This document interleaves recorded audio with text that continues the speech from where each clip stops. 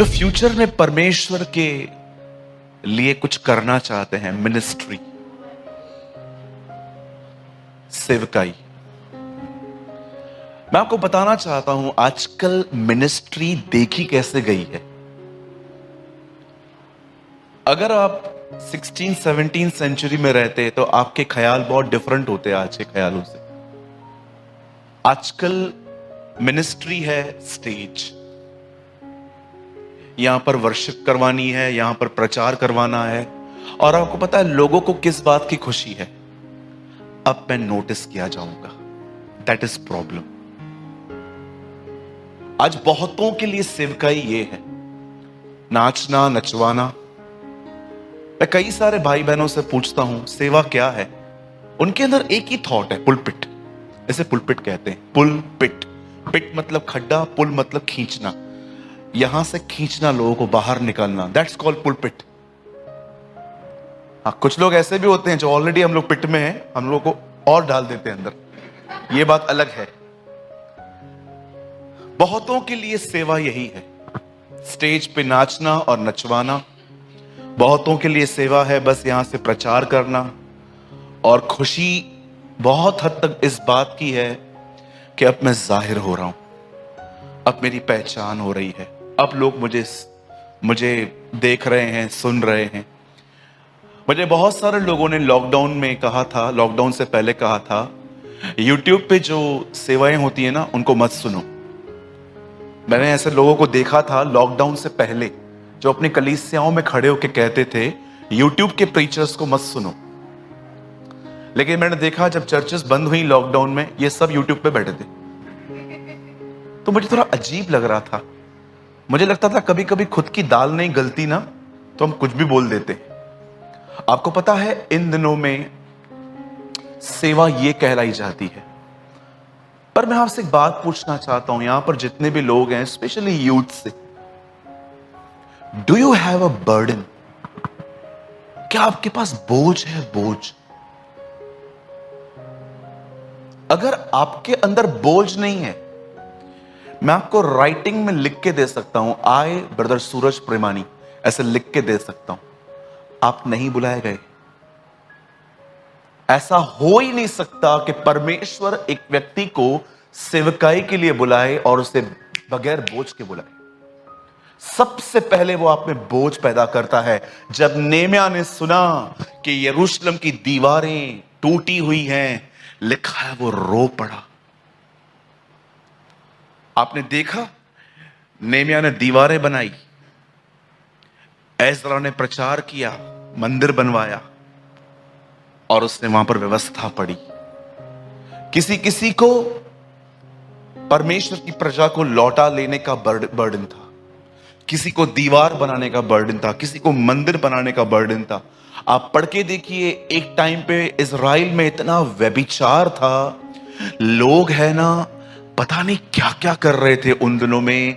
एक होता है नेचुरल सेक्स, एक हस्बैंड और वाइफ के बीच में, पर उन दिनों में है ना बकायदा अननेचुरल सेक्स हो रहा था दुनिया में। पता नहीं लोग क्या क्या कर रहे थे। इवन आज भी देखिए बहुत कुछ दुनिया में ऐसी चीजें हो रही हैं आपको घिन आ जाए। उन दिनों में परमेश्वर अपने नबी को कहता है एक औरत से शादी कर। वो औरत वैश्या थी, और जब वो वैश्या से शादी करता है और इजराइल के सामने जाता है तो इजराइल के लोग उससे पूछते हैं तूने ऐसा क्यों किया? आप बिलीव कर सकते हो, उन्हें समझाने के लिए कि परमेश्वर ने उनके साथ क्या किया है, उसने शादी की थी। और जब वो लोग उससे पूछते हैं कि तूने इस प्रोस्टिट्यूट से शादी क्यों की है, तब वो कहता है तुम भी तो वैश्या हो, यहोवा ने उसके बाद भी तुम्हें भी अपनाया है। आप बिलीव कर सकते हैं पुराने नियम में जितने भी लोग थे, इवन जीसस जब अर्थ पे आया और जब वो मंदिर में से हर एक व्यापारी को जो बिजनेस कर रहे थे निकाल रहा था, तब कलाम पाक कहता है उसके चेलों को यह वचन याद आया, उसके घर की धुन मुझे खाए जाएगी। कौन सी धुन लेके आया था यीशु? आप पढ़िए आराम से, बर्डन लिखा है। कितने लोग हैं मुझे बताइए, जब आप अपने सामने लोगों को देखते हो तो आप उनके ठट्ठे नहीं उड़ाते हो, ये है ही ऐसा। कितने लोग हैं मुझे बताइए, जब आप किसी नॉन क्रिश्चियन को देखते हो तो आप रो पड़ते हो, प्रभु से बचा, इसे संभाल। आप में से आज भी अपने उद्धार के आनंद में लोग खोए हुए हैं। ओ मैं तो बचाया गया, धन्यवाद यीशु। लेकिन आप में से कौन है यहां पर, जब आप किसी अनबिलीवर को देखते हो आपके घर के अंदर बाहर, तो आपको रोना आ जाता है? कलाम पाक कहता है, अपने सच्चे मन में लूत उन लोगों को देख देख कर पीड़ित होता था। आपको पता है पहले के दिनों में लूत बहुत स्वार्थी था। इब्राहिम से उसने वो चीज लेके वो चला गया। लेकिन जानते हो, पतरस कहता है अपने अंतिम दिनों में वो बहुत बदल चुका था। जैसे सारा अपने अंतिम दिनों में अपने पति को स्वामी कहती थी, वैसे ही आपको पता है लूत अपने अंतिम दिनों में जब वो सदोम और अमोरा के लोगों को देखता था ना, लिखा है उसे पीड़ा होती थी अंदर में कि इनका उद्धार हो, ये बचे। मैं आपसे पूछना चाहता हूं, क्या आपके पास कोई बर्डन है इन दिनों में? कहीं आपको ऐसा तो नहीं लगता है कि कोई टाइम था जब परमेश्वर ने मुझे बोझ दिया था, पर मैंने उस बोझ को नहीं संभाला, थ्रो कर दिया? आज बिलीव करिए, मेरे पास एक बोझ है। और जानते हो बोझ किस चीज का है? मुझे नंबर 1 पास्टर नहीं बनना है, मुझे नंबर 1 टीचर भी नहीं बनना है। मैं ये भी नहीं चाहता कि कोई मुझे इस तरह पहचाने कि ये वचन का बड़ा अच्छा भंडारी है। मुझे एक बोझ है। और जानते हो वो बोझ क्या है?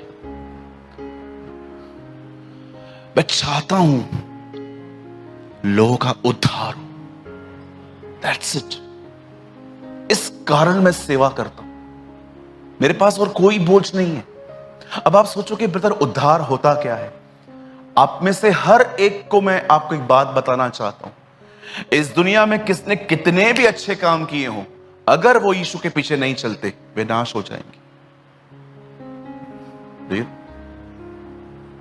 आपने कितने भी अच्छे काम किए हो, लेकिन अगर आपने यीशु मसीह के पीछे नहीं चले, आपके कोई काम आपको नहीं बचा पाएंगे। ये कलाम मुकद्दस कहता है। भैया कहां लिखा है? ऐसा होता है क्या? इतने अच्छे अच्छे लोग आए थे। I don't know. मैं बाइबल पे बिलीव करता हूं जो ये कहती है कर्म विदाउट विश्वास मरा हुआ है। आप पढ़ के देखिए। ऐसे तो बहुत सारे लोग हैं इस दुनिया में, बहुत अच्छे अच्छे काम करते, हमसे अच्छे करते। फिर क्यों कहा प्रभु ने जाओ और उन्हें सुसमाचार बताओ? प्रभु कर तो रहे हैं अच्छा हो। A person who don't know Jesus will be lost. और जानते हो वो कहां जाएंगे? आप सदा के लिए स्वर्ग में आनंद करेंगे, वो सदा के लिए नरक पे पीड़ाएं सहेंगे। याद रखिए, सदा का जीवन सिर्फ स्वर्ग में नहीं है। लोग मरने के बाद नरक में भी हमेशा के लिए जिएंगे। आपको पता है ये बात? अब आप सोचते होंगे ब्रदर ऐसा क्यों? सिर्फ यीशु एक रास्ता क्यों है? सिंपल, उसी ने आपके लिए जीवन दिया है। और कौन है मुझे बताइए? सबने व्यापार किया है आपके साथ। डरे हुए को और डरा है लोगों ने। मुझे किसी ने पूछा क्या घर राइट साइड लूं कि लेफ्ट साइड लूं? मैंने बोला मतलब? बोला नहीं, मैं किसी के पास गया था, उन्होंने कहा जिस तरफ से सूर्य उदय होता है ना, उस तरफ से घर नहीं लेते। मैंने कहा ठीक है, तो एक काम कर, थोड़ा बिल्डिंग को थोड़ा अपन एंगल चेंज करवाते हैं। आप बिलीव कर सकते हो कैसे आपके डर के साथ व्यापार किया गया है? मैंने एक व्यक्ति को देखा कुछ दिन पहले एक जगह पे, आई वॉज इन रायपुर। उसको 8 अंगूठियां पहनी थी, हर उंगली में 2। तो मुझसे रहा नहीं गया, मैंने उससे पूछ ही लिया। मैंने कहा अंकल हेलो। तो उन्होंने बोला हाँ बेटा बोल। मैंने बोला ये क्या है? 8 उंगलियां, मैंने 4 उंगलियों पे 8 अंगूठियां। बोला हाँ ये मुझे एक्सीडेंट से बचवाती है, ये मुझे बेबी से बचाती है। ये मेरे बच्चों को सुरक्षित रखती है। इसको क्या कहते हैं? इसको अमेरिकन बोलते हैं इसको। ये श्रीलंकन होगी ना, क्योंकि मुझे भी कुछ स्टोन्स के नाम पता थे। उन्होंने बोला हाँ बरोबर, तो सही कह रहा है। मैंने उसको ये सारी अंगूठियों में देखने के बाद कहा, मैंने कहा काका एक बात पूछूं, आपका खुदा आपकी रक्षा नहीं करता?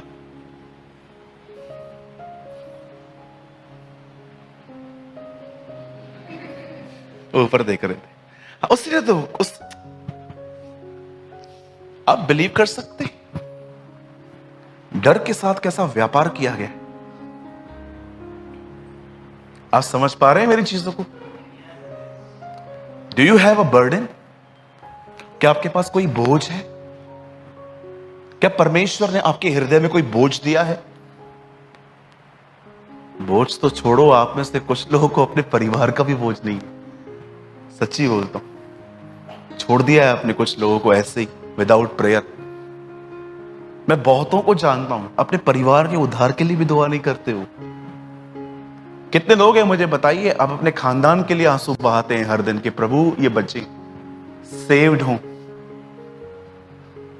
मैंने कहा ना, आजकल सेवकाई है, मैं कर रहा हूं, चालू कर कैमरा, ये मिनिस्ट्री है आजकल की। और ये लोग जब वीडियोस डालते हैं ना, हर आधे घंटे में व्यूज चेक करते हैं, लाइक्स चेक करते हैं, कमेंट्स चेक करते हैं, कितने लोगों ने देखा। ये मिनिस्ट्री है आपके लिए। काश आप अंकल A.W. टोजर से मिले होते, काश आप D.L. मूडी से मिले होते, काश आप अंकल साधु सुंदर सिंह से मिले होते, काश आप बख्श सिंह से मिले होते, काश आप जोनाथन एडवर्ड्स से मिले होते, काश आप मार्टिन लूथर से मिले होते। ये आपको बताते कि सेवा होती क्या है। जानते हो सेवकाई का दूसरा नाम क्या है? आइए अपने पास वाले से कहिए, सेवकाई का दूसरा नाम है त्याग।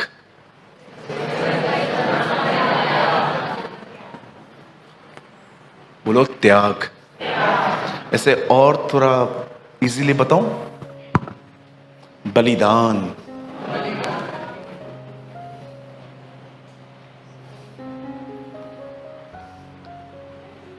पहले के दिनों में 1 घंटा प्रचार करने वाला व्यक्ति पहले 6 घंटा प्रार्थना करता था। आज वेदी पर आने वाला व्यक्ति दुआ नहीं करता।